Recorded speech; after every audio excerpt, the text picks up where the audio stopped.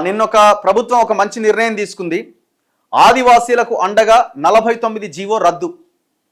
GO ఇచ్చేటప్పుడే ఆలోచించాలి, దీనివల్ల ఏం నష్టం జరుగుతుంది, దీనివల్ల ఏమైనా లాభం ఉందా నష్టం ఉందా అని ప్రభుత్వాలు ఆలోచించాలి. ఎందుకు ఇచ్చినట్టు ఈ జీవో? అన్యాయమైన జీవో. రైతుల, ముఖ్యంగా ఈ దేశ మూలవాసులైన ఆదివాసీల జీవితాలతో ఆడుకునే జీవో ఇది. ఇదేంది, కొన్ని ఒక 10-20 పులుల కోసం టైగర్ రిజర్వ్ ఫారెస్ట్ అనే పేరుతో మన ప్రాంతంలో ఉన్న ఈ కవ్వాల్, ఈ టైగర్ ఫారెస్ట్ జోన్ని మహారాష్ట్రలో ఉన్న ఫారెస్ట్ జోన్తో కలుపుతూ ఆ కారిడార్ని డిసైడ్ చేసారు. సో దాంట్లో పుళ్ళు సంచరిస్తాయి అనమాట. అక్కడ ఉన్నటువంటి భూముల మొత్తాన్ని ఆ టైగర్ జోన్లోకి తీసుకొచ్చారు. పాప ఆ ప్రాంతంలో రైతులకు సంబంధించిన భూములు ఉన్నాయి, ఆదివాసీలకు సంబంధించిన భూములు ఉన్నాయి. వాళ్ళంతా భూములు కోల్పోతున్నారు. పోడు వ్యవసాయం చేసుకుంటున్న వాళ్ళ రైతులంతా వాళ్ళ పొట్టగొట్టడం ఎక్కడిది? ఆ పుల్ల కోసం. ఆదివాసీల హక్కులే ముఖ్యం, ఆ దిశగా ముఖ్యమంత్రి రేవంత్ రెడ్డి కీలక నిర్ణయం. మంచి పని, ఇంకా నయమే. అట్లీస్ట్ ఇదే కనుక పోయిన గవర్నమెంట్ అయి ఉంటే జీవో ఇచ్చిన తర్వాత మనం వెనక్కి తీసుకోవడం ఏంది అని కనీసం ఆ దిశగా కూడా ఆలోచించకపోయి ఉండేవాళ్ళు. వీళ్ళు నిన్న కూడా, మొన్న 2 రోజుల కింద కూడా మావోయిస్టులు ఒక లేఖ విడుదల చేశారు. అంతకుముందు రిలీజ్ చేశారు ఈ జీవో 49ని రద్దు చేయాల్సిందే అని. ఇక్కడున్న ఈ ఎస్టీ ఎమ్మెల్యేలు కూడా ముఖ్యమంత్రికి రిప్రజెంటేషన్స్ ఇచ్చారు.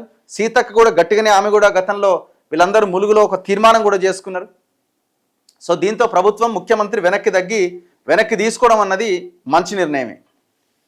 వన్యప్రాణులకు ప్రాముఖ్యతనిస్తూ 2016 నుంచి ఎన్నో ప్రొసీడింగ్స్ వచ్చినాయి. తప్పని పరిస్థితుల్లో 49 జీవో తీసుకొచ్చాం. 360 గ్రామాలకు ముప్పు రావడంతో సీఎం గట్టి నిర్ణయం. అన్ని చట్టాలతో పోలిస్తే ఆదివాసీల హక్కులే ముఖ్యమన్న ముఖ్యమంత్రి సీఎం నిర్ణయంతో ఉమ్మడి ఆదిలాబాద్ ఆదివాసీలు పండగ. కొమరం భీం కన్జర్వేషన్ రిజర్వ్ ఏర్పాటు కోసం జారీ చేసిన జీవో 49 సీఎం రేవంత్ రెడ్డి చొరవతో నిలిపేశారు. ముఖ్యమంత్రి ఆదేశాల మేరకు జీవో నిలుపుదల చేస్తూ అటవీశాఖ ప్రిన్సిపల్ సెక్రటరీ అహ్మద్ నదీం సోమవారం మెమో జారీ చేశారు. సచివాలయంలో ముఖ్యమంత్రి రేవంత్ రెడ్డితో ఆదిలాబాద్ ఇన్ఛార్జి మంత్రి జూపల్లి కృష్ణారావు, పంచాయతీరాజ్ శాఖ మంత్రి సీతక్క, కొండా సురేఖ భేటీ అయ్యారు. జీవో 49పై నివేదించారు. సీఎం సానుకూలంగా స్పందించి నిలుపుదల చేశారు. దీంతో మంత్రులు ముఖ్యమంత్రికి కృతజ్ఞతలు తెలిపారు.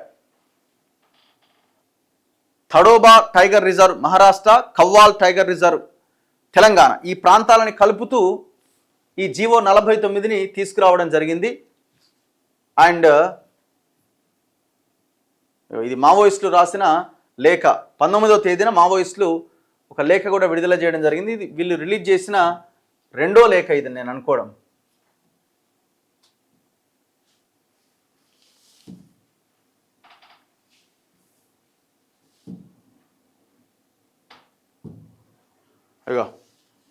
భారత కమ్యూనిస్టు పార్టీ మావోయిస్టు తెలంగాణ రాష్ట్ర కమిటీ పత్రికా ప్రకటన. జీవో 49 రద్దు కొరకు చేపట్టిన ఈ నెల 21వ తేదీ ఉమ్మడి ఆదిలాబాద్ జిల్లా బంద్ను విజయవంతం చేయాలని అన్ని పార్టీలకు, సంఘాలకు, ప్రజలకు పిలుపునిస్తున్నాం. భారతదేశంలో పుల్ల సంరక్షణ కోసం 1972 సంవత్సరంలో వన్యప్రాణుల సంరక్షణ కోసం ఒక ప్రత్యేకమైన చట్టాన్ని తయారు చేసి 1973-74 వార్షిక సంవత్సరంలో national tiger conservation authority of ఇండియాను ఏర్పాటు చేసి దాని ఆధ్వర్యంలో ఇప్పటి వరకు 58 పులుల సంరక్షణ కేంద్రాలు ఏర్పాటు చేశారు. ప్రస్తుతం ఈ 58 పులుల సంరక్షణ కేంద్రాల్లో 2025 సంవత్సరం లెక్కల ప్రకారం 3682 పులులు ఉన్నట్టుగా భారత ప్రభుత్వం ప్రకటించిన వివరాలను బట్టి తెలుస్తున్నది. భారతదేశంలో రాష్ట్రాల వారీగా పులుల సంఖ్య తెలంగాణలో 21, ఆంధ్రప్రదేశ్లో 63, ఛత్తీస్గఢ్లో 17, మధ్యప్రదేశ్లో 785, మహారాష్ట్రలో 444, ఒరిస్సాలో 20, రాజస్థాన్లో 88, జార్ఖండ్లో 1. ఈ రాష్ట్రాలు అన్నీ కూడా 5వ షెడ్యూల్ భూభాగానికి చెందినవి. ఈ 9 రాష్ట్రాల్లో మొత్తం 1439 పులులు జీవిస్తున్నట్టుగా భారత ప్రభుత్వ లెక్కల ద్వారా తెలుస్తున్నది. ఈ రాష్ట్రాల్లో పులుల సంరక్షణ కోసం కేటాయించిన భూమి తెలంగాణలో ఇంత, ఏ రాష్ట్రంలో ఎంత అన్నది కనబడతా ఉన్నది. ఇవి కాకుండా మిగతా 9 రాష్ట్రాల్లో ఎట్లెట్లా భూమి ఉన్నది, ఎన్ని పులులు ఉన్నాయి.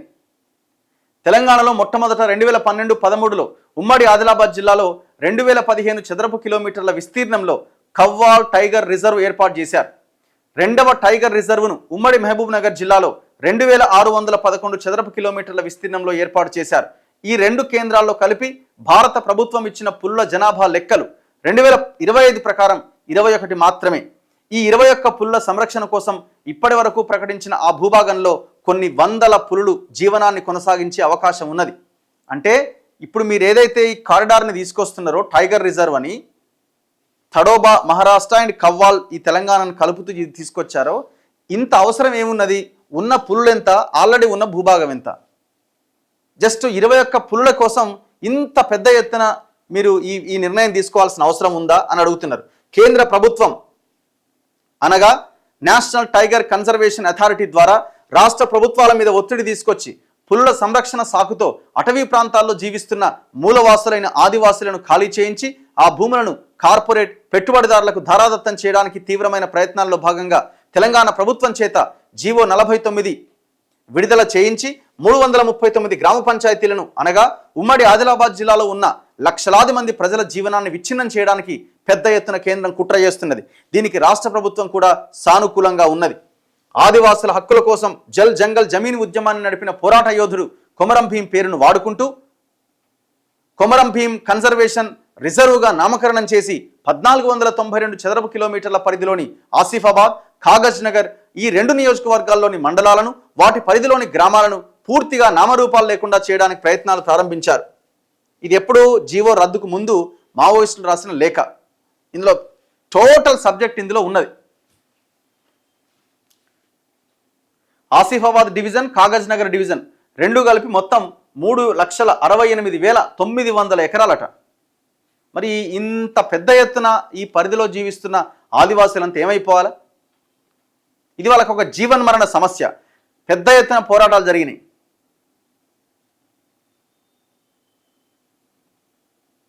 ముఖ్యంగా ప్రజాప్రతినిధులుగా ఉన్న సర్పంచులు, ఎంపీటీసీలు, జెడ్పీటీసీలు, ఎమ్మెల్యేలు అగ్రశ్రేణి పాత్ర నిర్వహిస్తూ జీవో 49 రద్దు కోసం తీవ్రంగా ప్రయత్నించాలని డిమాండ్ చేస్తున్నాం. తెలంగాణలోని ఆదివాసీ ఎమ్మెల్యేలు మరియు గౌరవ మంత్రివర్యులు దనసరి అనసూయ సీతక్క గారు ప్రత్యేక శ్రద్ధతో జీవో 49 రద్దు అయ్యేంత వరకు సంప్రదింపులు, చర్చలు జరపాలని డిమాండ్ చేస్తున్నాం అని నిన్న 19వ తేదీన జగన్ అధికార ప్రతినిధి పేరుతో ఈ లేఖ విడుదల కావడం జరిగింది. మొత్తానికి ముఖ్యమంత్రి కూడా మంచి నిర్ణయమే తీసుకున్నారని చెప్పాలి. దీన్ని అభినందించాల్సిందే. మళ్ళీ దయచేసి ఇట్లాంటి నిర్ణయాలు తీసుకునే ముందు 1కి 4 సార్లు ఆలోచించి జీవోలు ఇవ్వండి దయచేసి.